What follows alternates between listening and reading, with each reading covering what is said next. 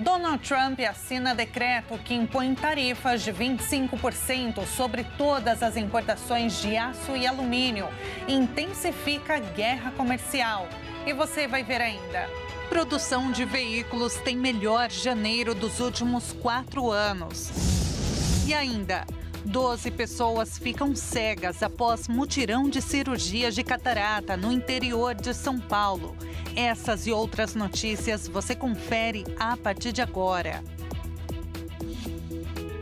Olá, bom dia para você, 11 horas e 31 minutos agora. Seja muito bem-vindo ao Redação Hit Edição Manhã. Terça-feira, dia 11 de fevereiro de 2025. Chegamos agora ao vivo com as principais notícias. O presidente dos Estados Unidos, Donald Trump, cumpriu nesta segunda-feira sua promessa de impor tarifas de 25% sobre as importações de aço e alumínio. As tarifas vão afetar significativamente o Canadá, principal fornecedor de aço e alumínio dos Estados Unidos. Brasil, México e Coreia do Sul também são importantes exportadores de aço para os americanos. O presidente dos Estados Unidos, Donald Trump, cumpriu nesta segunda-feira sua promessa de impor tarifas de 25% sobre as importações de aço e alumínio. Hoje estou simplificando nossas tarifas sobre aço e alumínio para que todos possam entender exatamente o que isso significa. É 25%, sem exceções ou isenções. Isso é para todos os países, não importa de onde venha, todos os países. Se for feito nos Estados Unidos, não há tarifa. Tudo o que você precisa fazer é fabricar nos Estados Unidos. Não precisamos disso de outro país.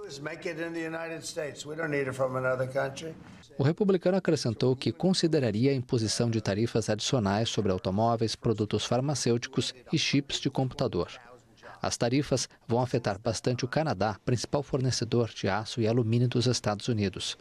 Brasil, México e Coreia do Sul também são importantes exportadores de aço para os americanos. A Federação de Aço no Reino Unido acredita que a medida vai desferir um golpe devastador para um setor que já está em declínio. A decisão também pode prejudicar diversos setores nos Estados Unidos.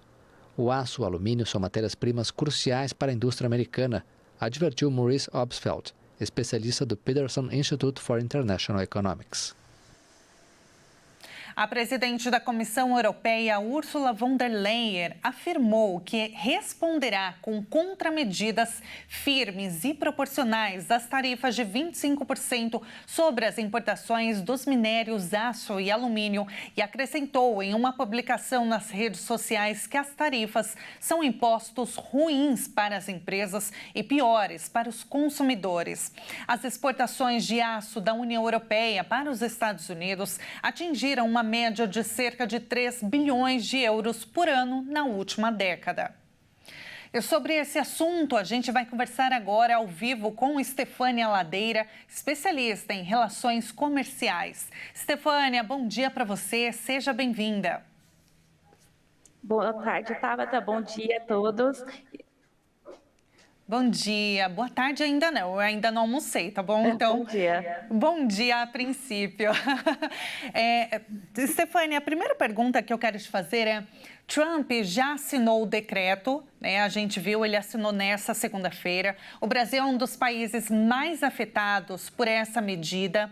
O que essa taxação ela pode ocasionar na produção desses minérios, né? O aço e o alumínio? E uma outra pergunta que eu quero emendar é, o Brasil deve ter perda de produtividade e de empregos também, consequentemente, ou não?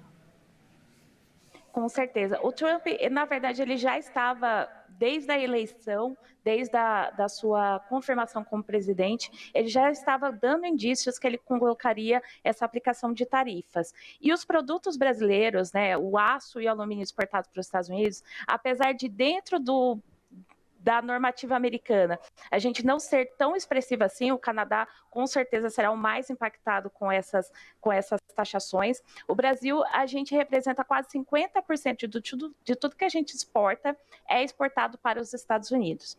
Então, o que isso vai impactar para a indústria brasileira? Apesar da gente não ser tão dependente dos Estados Unidos como o Canadá é, a gente ainda tem 50% dessa aplicação de tudo que a gente exporta para lá. Então, o que isso pode impactar? Isso pode impactar uma redução na produção nacional ou até mesmo uma venda nacional mais fortalecida por conta disso. Isso porque a gente importa muito aço e alumínio, então o que pode acontecer é essa fabricação nacional ficar acoplada aqui no Brasil e não ser feita a exportação. Há como reverter ou ainda diminuir esse impacto, Estefânia? Com certeza. Na verdade, alguns especialistas já conseguem acompanhar que pode ser que o Trump tenha uma redução ou que ele até volte atrás em alguma dessas taxações. Por quê? Até mesmo as indústrias aeronáuticas e as indústrias americanas já estão sentindo esse impacto, esse aumento nos preços. Então, os Estados Unidos, eles não são autossuficientes no aço e no alumínio. O que o Trump quer fazer é levar indústrias para os Estados Unidos para que seja fabricado lá. Mas essas indústrias, elas levam tempo para ser constituídas. Isso não vai acontecer em 4 anos. Então, o que pode acontecer é o Trump voltar atrás e, com isso, alguns países, e o Brasil pode ser beneficiado com essa medida, ter uma redução da taxa ou conseguir exportar mais por conta desse período. O Brasil também pratica protecionismo, né, no setor do aço, Estefânia. Só relembrando, em outubro, a Câmara de Comércio Exterior elevou para 25% o imposto de importação para 11 tipos de produtos de ferro e de aço.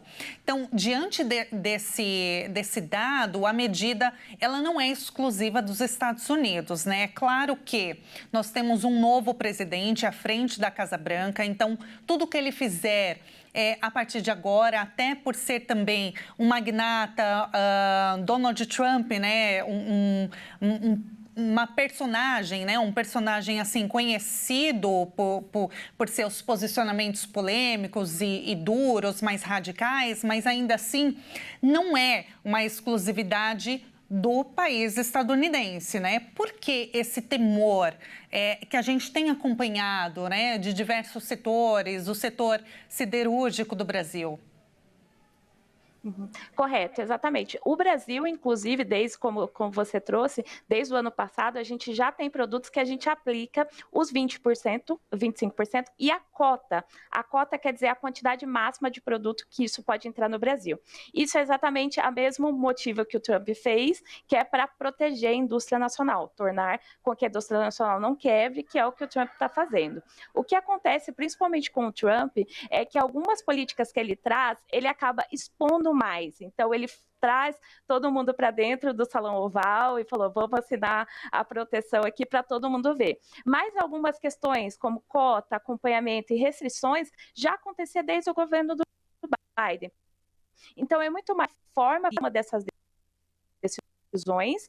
Como o mundo, como ele é uma figura um pouco mais enigmática, teve o primeiro mandato dele, que ele acabou não cumprindo talvez tudo que ele queria. Nesse segundo mandato, ele está vindo mais forte, ele está vindo um pouco mais restritivo e um pouco mais duro nessas questões. Isso acaba beneficiando ele também, porque, como a gente viu na semana retrasada, ele tinha colocado algumas alíquotas para produtos canadenses, mexicanos. O Canadá primeiro falou que não e depois o Canadá acabou entendendo que ele não conseguiria brigar tão forte nessa briga comercial. Nada mais do que uma briga comercial, mas com todo mundo. Perfeito. Stefânia, a gente teve um probleminha no finalzinho da sua resposta, mas deu para entender bem tudo o que você disse. Eu quero te agradecer muito pela entrevista, pela análise, né, para a gente entender todo esse temor com relação a essa guerra comercial, né, que pode atingir o Brasil. Mas, olha, muito obrigada, foi um prazer te receber aqui, espero falar contigo em breve. Obrigada, Tabata. Bom dia. Muito obrigada, um ótimo dia para você e vamos continuar acompanhando, então, né, todas as decisões de Donald Trump. A gente acaba de conversar com a especialista em relações comerciais da Salgo Comex, Stefânia Ladeira. E olha, o Hamas afirmou que as ameaças do presidente Donald Trump complicam a situação na faixa de Gaza. Na segunda-feira, o grupo terrorista anunciou o adiamento da próxima libertação de reféns, acusando Israel de violar a trégua. As ameaças do presidente dos Estados Unidos, Donald Trump, de provocar um inferno em Gaza se os reféns não forem libertados até sábado, complicam ainda mais as coisas. A afirmação foi feita nesta terça-feira à agência France Press pelo dirigente do Hamas, Sami Abu Zuhri. Um dos líderes do movimento islamista palestino declarou que Trump deve lembrar que há um acordo de trégua que ambas as partes devem respeitar e que essa é a única forma de fazer com que os prisioneiros retornem. Desde 19 de janeiro e após mais de 15 meses de confronto entre Israel e Hamas, que devastou a faixa de Gaza, uma frágil trégua está em vigor entre as duas partes, graças à mediação do Catar e à ajuda dos Estados Unidos e Egito. A trégua permitiu até o momento a libertação de 21 reféns, sequestrados em 7 de outubro de 2023, durante o ataque surpresa do Hamas ao sul israelense, em troca de mais de 700 prisioneiros palestinos detidos em Israel. No total, 33 reféns israelenses devem ser libertados na primeira fase da trégua, que termina em 1º de março. Mas na segunda-feira, o Hamas anunciou o adiamento da próxima libertação de reféns, que deveria ocorrer no sábado, acusando Israel de violar a trégua. O Estado hebreu chamou a decisão de violação flagrante do acordo. O movimento islamista afirmou que a porta continua aberta para que a troca aconteça no sábado, segundo o plano previsto, desde que Israel cumpra efetivamente suas obrigações. O IPCA, considerado a inflação oficial do país, mostrou que os preços subiram 0,16% em janeiro. Segundo o IBGE, essa é a menor taxa para a inflação mensal de janeiro desde o início do Plano Real em 1994. A redução no ritmo da inflação foi impulsionada pela queda nos preços da energia elétrica residencial, resultado da incorporação do bônus de Itaipu, que foi creditado nas faturas do mês.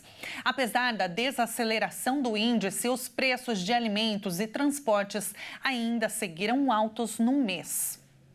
E em janeiro deste ano, a produção de veículos no Brasil foi a maior para o mês desde 2021. A informação foi divulgada pela Associação Nacional de Fabricantes de Veículos Automotores. Em janeiro, a produção de veículos no Brasil foi a maior para o mês dos últimos 4 anos.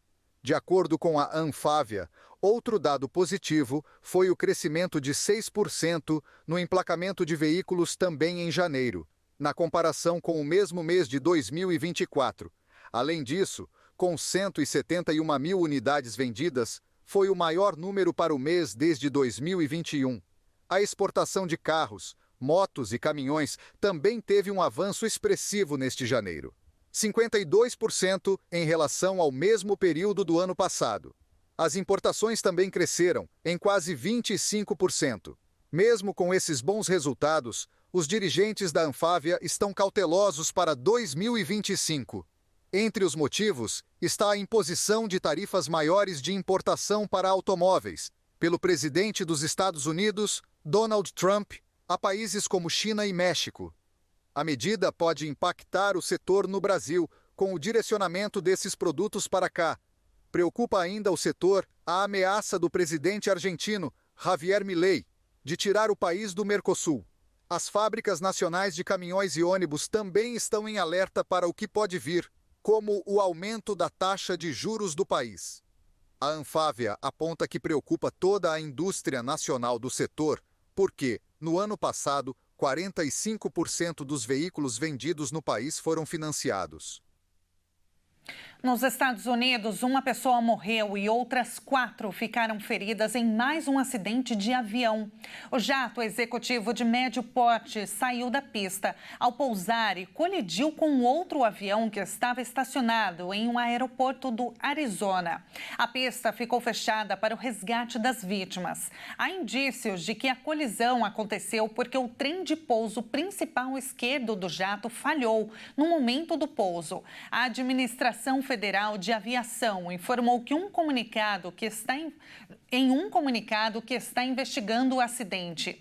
Investigadores do Conselho Nacional de Segurança nos Transportes estão preocupados com a segurança aérea nos Estados Unidos por conta de outros 3 acidentes fatais ocorridos nas últimas semanas em Washington, na Filadélfia e no Alasca, que no total causou 84 mortes. E veja a seguir, 12 pessoas ficam cegas após um mutirão de cirurgias de catarata no interior de São Paulo. E agora na sua tela, uma câmera ao vivo de Carmo da Mata, no estado de Minas Gerais. 27 graus, nós voltamos em instantes.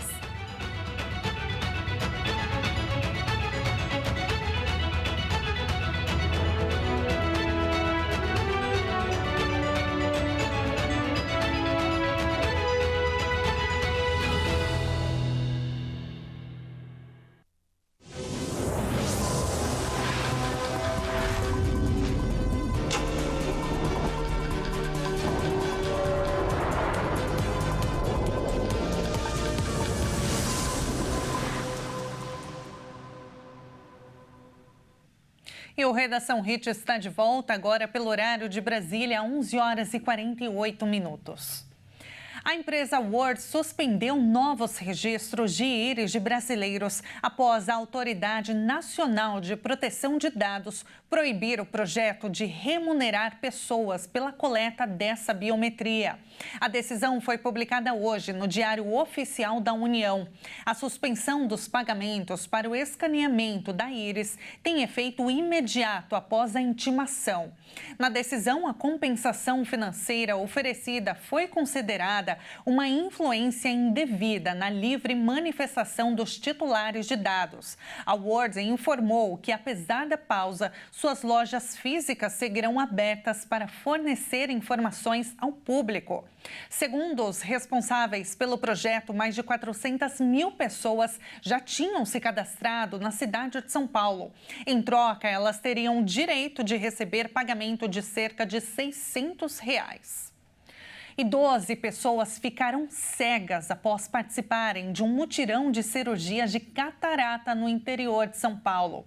Os médicos que realizaram os procedimentos foram afastados de suas funções. O Ministério Público do Estado de São Paulo vai investigar o caso em que 12 pacientes ficaram cegos após um mutirão de cirurgias de catarata, realizado não ambulatório de especialidades médicas de Taquaritinga.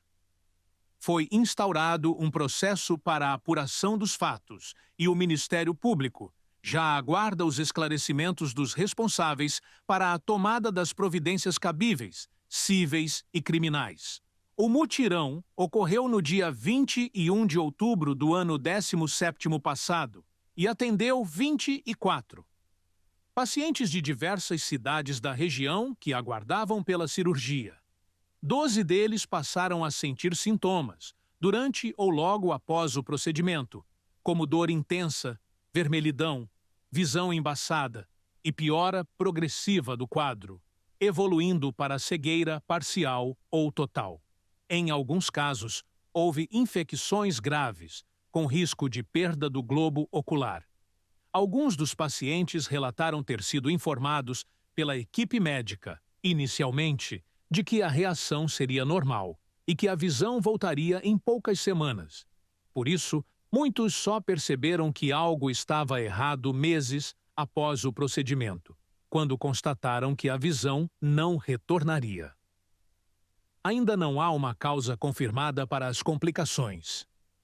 A Secretaria Estadual de Saúde informou que uma resposta oficial deve ser divulgada em até 2 semanas. Durante uma visita técnica, as vigilâncias sanitárias estadual e municipal identificaram inadequações na sala de materiais e esterilização do AME. O setor foi interditado e a equipe responsável pelo mutirão de cirurgias foi afastada.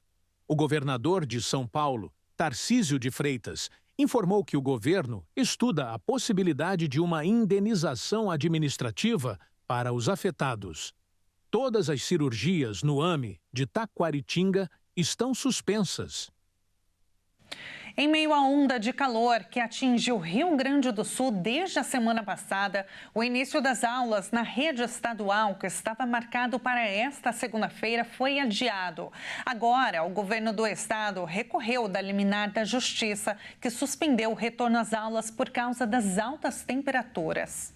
A Justiça suspendeu o início das aulas em 2.320 escolas da rede estadual, que tinham previsão para começar nesta segunda-feira. O governo do estado recorreu da decisão liminar. A decisão judicial atendeu a um pedido do CEPER Sindicato, questionando a segurança sanitária nas escolas. A decisão afeta 700 mil alunos. A Secretaria da Educação informou em nota que acompanhou todos os alertas e orientações da Defesa Civil e, por meio das coordenadorias regionais de educação, monitora as condições de atendimento nas escolas, tendo como prioridade a segurança dos alunos e profissionais da educação. Casos pontuais de infraestrutura nas escolas são de conhecimento da pasta e tratados um a um com a devida importância que o tema impõe.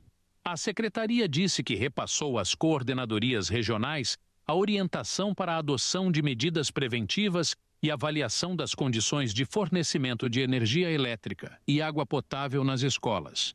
O Estado ainda orientou para a ampliação da hidratação, fornecimento de alimentação leve na merenda escolar e suspensão de aulas de educação física.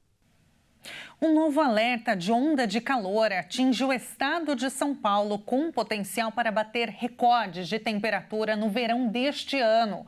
Os termômetros na capital paulista podem registrar até 5 graus acima da média para o mês de fevereiro. A onda de calor que já afeta o sul do país deve se estender até 12 de fevereiro em algumas regiões, com possibilidade de uma nova onda prevista para a região sudeste e nordeste entre 12 e 18 de fevereiro. Apesar da capital paulista não estar oficialmente sob o alerta de onda de calor, a cidade de São Paulo, assim como Florianópolis, Curitiba, Brasília e Salvador, deve registrar temperaturas de 3 a 5 graus acima da média para fevereiro. O Vale do Paraíba, a Serra da Mantiqueira e o litoral norte de São Paulo vão enfrentar calor ainda mais intenso, com temperaturas de 5 a 7 graus acima da média.